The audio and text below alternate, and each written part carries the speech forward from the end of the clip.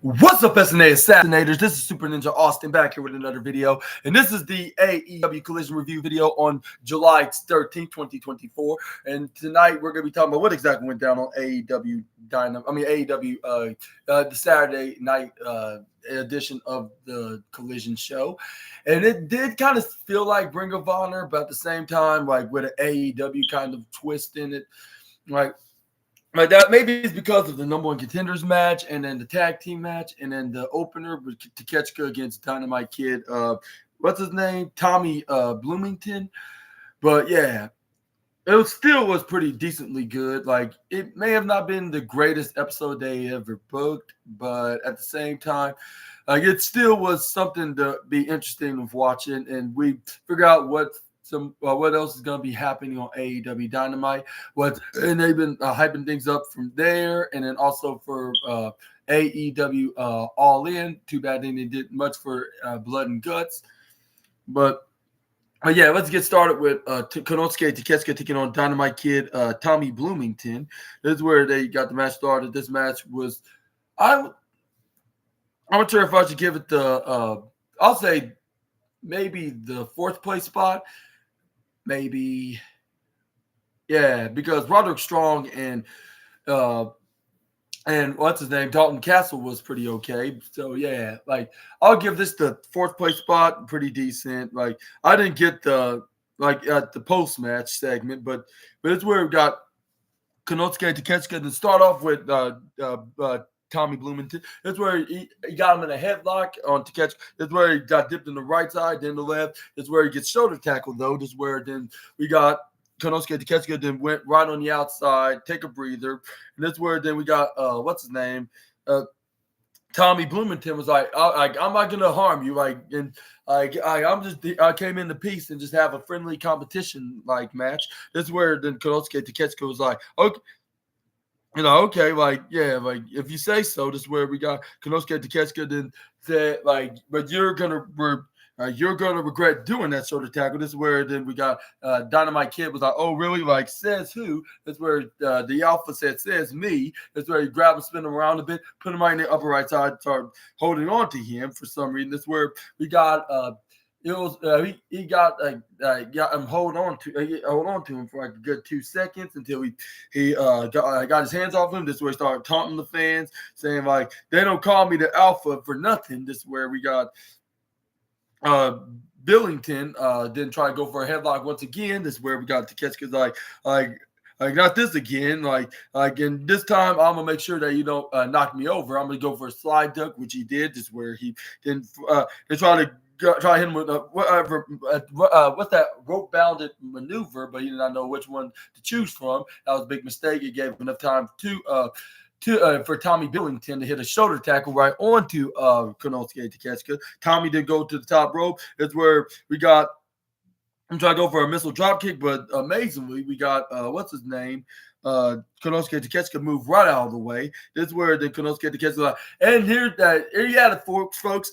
Dynamite Kid Jr.'s most sloppy act in his whole entire career. This is where he didn't start hitting right hands to the head of Dynamite Kid. This is where he started kneeing them right into the face. This is where then the referee's like, you need to stop this right now.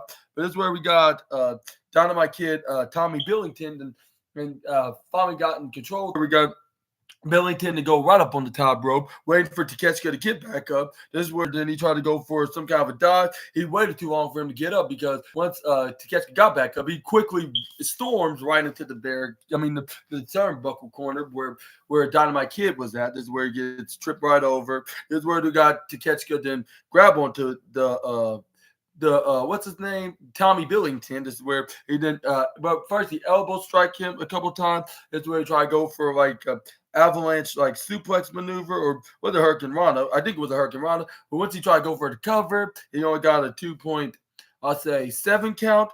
This is where then he tried to go for some kind of a rolling headlock maneuver onto what's his name? Onto Tommy Billington. This is where he's starting some strikes onto the Alpha, but Alpha start fighting back. This is where he got Takeshita go for right hand. This is where Takeshita got right hand. This is where they start slugging it out with one another. This is where then we got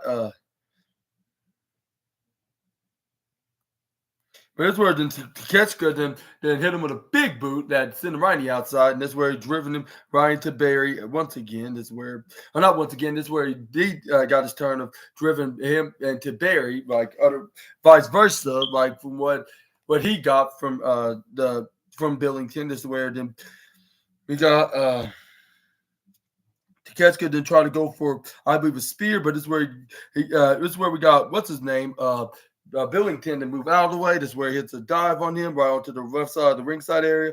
He this is where then we got this is where then we got this is where then we got him try to go open the top rope on the upper right side, but this is where Konosuke Takeshita stop him at the last second. This is where then he pick him up into like what's that, like a like a what's that, like that when you like a wrist lock, but it like a gorilla press kind of position, but he flip him over right on the top rope. Is where he fell right off. This is where then we got he hit him with the knee strike. He got the 1, 2, 3. And the winner of this match, Konosuke Takeshita. Or something like, or yeah. But this is where then we got Don Callis then trying to introduce him to the Don Callis family. This is where he's like, yeah, like he was like, and I remember like when my mentor Bad News Allen like was also the mentor of your uncle. That's what he said. He said Bad News Allen, the mentor of me, used to be the mentor of your uncle, and then I can be your and he showed some pictures of him like with Bad News Allen, with some old pictures with him and then Bad News Allen, and then the same with him and his uncle. And this is where he's like, and I could be a mentor to you. Like all you have to do is accept my offer. This is where he pulled out his handshake. This is where it took him like 20, 30 or 30 seconds. I think it was 30 seconds.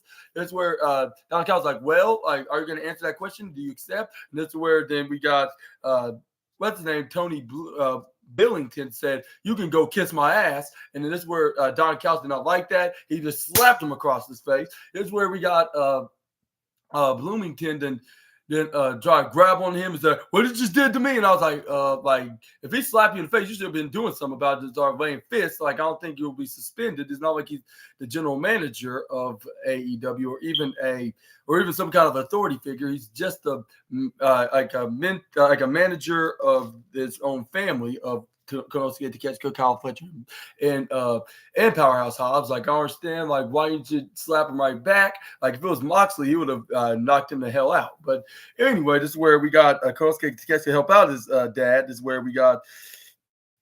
This is where then this is where Kyle Fletcher then came in and joined the fun. It was a 3-on-1 situation until FTR came out, and yes, sir, it was the returning FTR. Some of y'all might have been aware of this because tonight's AEW Collision was pre-taped from this past Wednesday, and they were in what's that, Calgary, Alberta, Canada, I believe.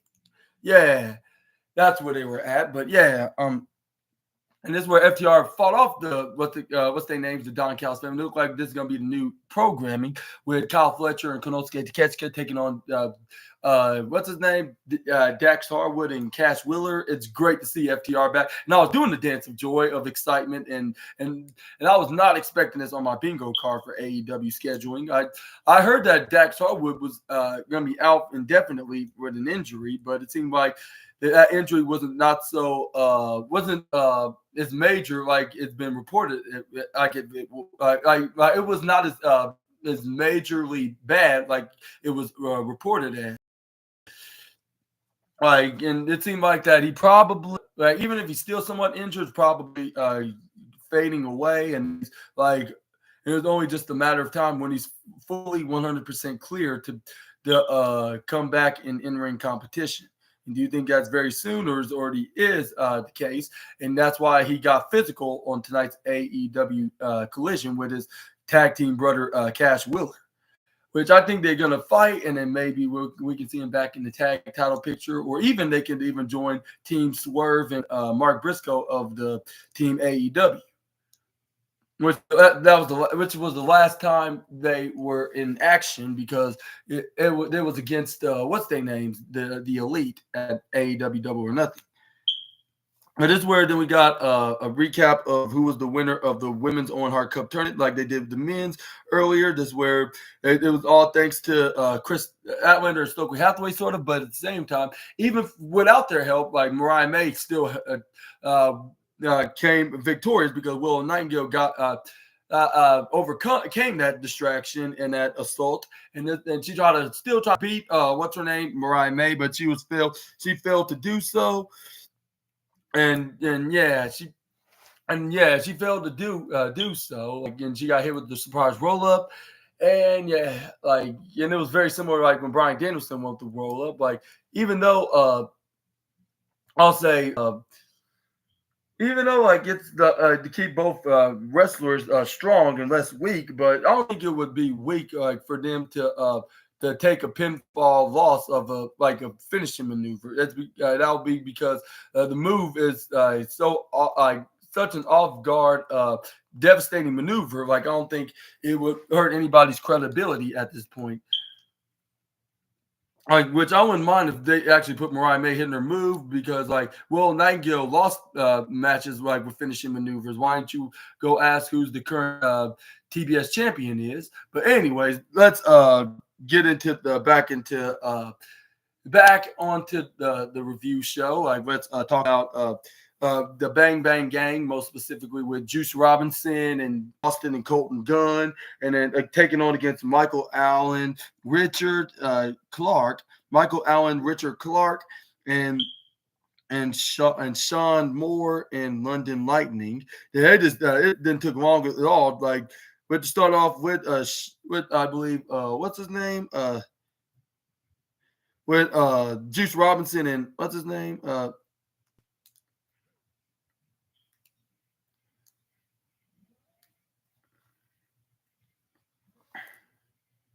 No, but anyway, this is where he got started with one of them. This is where he tossed him around a bit. This is where he tagged in Austin Gunn. He hits him with a lariat, like so hard that you would have thought that'll be it right there in itself. This is where he got tagged in by Sean Moore. This is where we got him start doing some over tank, a full tank of punches right onto him. This is where then he said, like, all right, like, and this is where he threw, and this is where he. At first it was what's his name? The guy with the long name, Michael Allen. Michael Allen. Something Richard, yeah. Well, I forget his name, but this is where he got hit with those over tank punches, like full tank punches, and got knocked out. This is where we tossed Sean Moore right into the guns. They hit that flapjack face plant that looked like the Shatter Machine. They got the 1, 2, 3, and the winner of this match, the Bang Bang Gang. And yeah, I'll say this match was pretty decent, maybe a bit too short. And then this is where we got Juice Robinson start lifting his leg and looked like pretending to pee on one of the guys that they just squashed.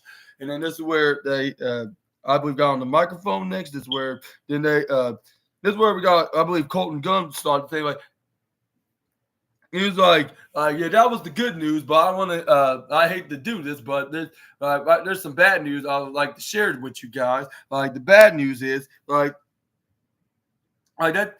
That turtleneck douchebag Christian Cage has injured our best friend Switchblade Jay White, and not only that, he cost him an opportunity of a lifetime to become the Owen Hart Cup winner to get a shot at the AEW. But none of that matters because on the behalf of him, we're officially a trio, and we're gonna be holding on to these the trios titles for the dedication to Jay White until he comes back, and we're gonna dedicate and tribute do this a tribute to him, like as a reminder that we're still are full with gold. Like 9,000 pounds of gold. Like, and this is where he started putting the microphone up in there. That's where Juice Robinson's like, yeah, like he's like, I hate to tell you guys that we're right, but we're right. And that's where fans start laughing. And this is where And then this is where then Juice Robinson's like, yeah, like you should have anointed me, of becoming these championships a long time ago. Like now we're but now, ladies and gentlemen, like what Jay White on the shelf, like and on the shelf for a little bit, like you are looking at the undisputed 3/4 of the AEW undisputed trios championship, and then this is where then what's his name? What's his name? Christopher Daniels, he came out there boys, like I hate to break this to you, like I have some bad news that's more worse than Jay White being injured thanks to Christian, but yeah, here on AEW, like we have. And he said, and if there's a tag team partner that's currently a champion of those said championships, we cannot allow them to hold on to those champions, or we cannot allow, or even allow a substitute to take its place. And in this word, then Juice Robinson, what the? Oh, come on, he just recently anointed me as also a champion in the these undisputed unified trios tag titles. And that's true. Like once they anoint him as also a champion along with the other three, like that means he's more than just a substitute as a champion. But anyway, this is where we got.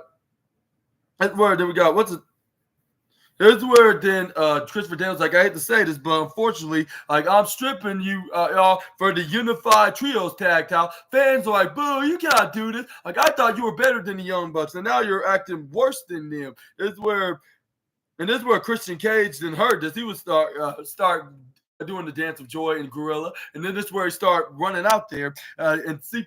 And get ready to be crowned as the new trios champions with his family. That's what he said. Like, all right, Christopher Daniels, make the right decision and crown the well-deserving trios champions, like me, Christian Cage, and his son and his dinosaur, stepson, and his other adopted son, that's the dinosaur. Like us is the trios champions. It's where Christopher Daniels like, I don't think I should be doing that. And this where Tony Schiavone's like, yeah, like how arrogant can a person can be at this unfortunate time, and then this where then he's like, and I'm gonna tell you that for a fact that Tony Khan is not gonna like that kind of suggestion of this situation. But I do have one suggestion that you would probably like. How about we do a match between the Bang Bang Gang and the Patriarchy, for the Trios Tag Team Championship. Or the winner of the match will win those AEW World Trios Championships. And this is where the Bang Bang Gang was like, yeah, like we like that. And this is where what's his name? Austin goes like, CD, I got something to tell you, make it work for you. Why don't we do it right? Make it easy for you. Like, how about we do it right here, right now in Calvary, right now? And this was of course, if you're not down with that, we got the two exact words for you, Christian, and that is guns up. And then this is where Christian Cage is like, you want to do this right here, right now, huh? Are you sure about that? This is where Austin goes like, yes, you damn sure right. We want to do it right here, right now. Do it now. The referee, come out here. This is what Christian Cage is like. That all depends it all depends on if they want to see this match right here, right now. Fans like, you damn right we do. And it seemed like that Christian's not really a man of his words in Calgary, because they're not in his home city in Canada, but they were this past weekend for Money in the Bank. Well, WWE was not AEW. But anyways, this is where his former employers used to was in Toronto, and he would have got some kind of a pop if he was still in that said company. But anyway, this is where Christian Cage did not wanted to do it. This is where he's psych, I'm not gonna do it right here, and of course you wanted to happen right here, right now, because people are so desperate to see a champion one in this exact arena. It's fun. And he's like, and the Flames are not going to be winning a championship anytime soon. And the fans are like, boo, which I'm pretty sure he's referring to their hockey team. Like, and this is what Christian Cage is like. With that all being said, like the patriarchy are the next trios champions. Like, but there's no way in hell I'm gonna cherish that great achievement in this very garbage city that I'm standing in. Like, as a matter of fact, like as soon as I'm done with this promo, I'm gonna leave this building and go somewhere that's worth going to. And no, I'm not talking about Toronto, because that city sucks as well. This is where, and I thought Christian Cage then left, and then I was thinking, like, of course he's gonna make an excuse. Like, and I would have figured that would be happening. That he's gonna he's gonna make a regarding excuse like at this time because one, he's in his suit, and two, like this is happening a bit too fast. But when do you think they're gonna have this trios match, the Bang Bang Gang against the Patriarchy for those trios titles of All Elite Wrestling, and who's gonna be the winners of this match? I mean, I can see it going either way. Maybe we could see the Patriarchy could win because I'm thinking, like, what's the point of putting them right back on them? Like, if they're put them right back on if they got stripped out of the titles, even though that's their rule in AEW, which that kind of doesn't make any sense. Like, not even WWE would do something like that or make a rule like that. But no disrespect on AEW, I just don't agree on that rule. Like, they should have a substitute, like, I'll say Juice Robinson was not even a substitute. He was already anointed before Jay White was even injured. But, yeah, I guess it is what it is, I suppose. And it looked like we might see some new trios champions maybe in the next week or two. I don't know when. They didn't specify. But the thing is, they, like, the Bang Bang Gang, then they gave up their titles to Christopher Daniels. Like, I'm not sure what's happening here. Are they still trio champions at this point, or do you think they gave them back to them backstage because there were so many champions, only nine of the belts, and then you have to give them the only way they can get them back if they can beat the Patriarchy. Like, I mean, it could be that, or they could keep them as champions, and then that makes sense, like, because it's the three of them. Even though he said there's no substitute, shouldn't be no substitute replacement, but he's really not a replacement. He's actually just the other guy that can easily could defend it as well. Like, I just don't get AEW right now, even though, like, it has to be three whoever won the belt, or which was Jay White and the Guns.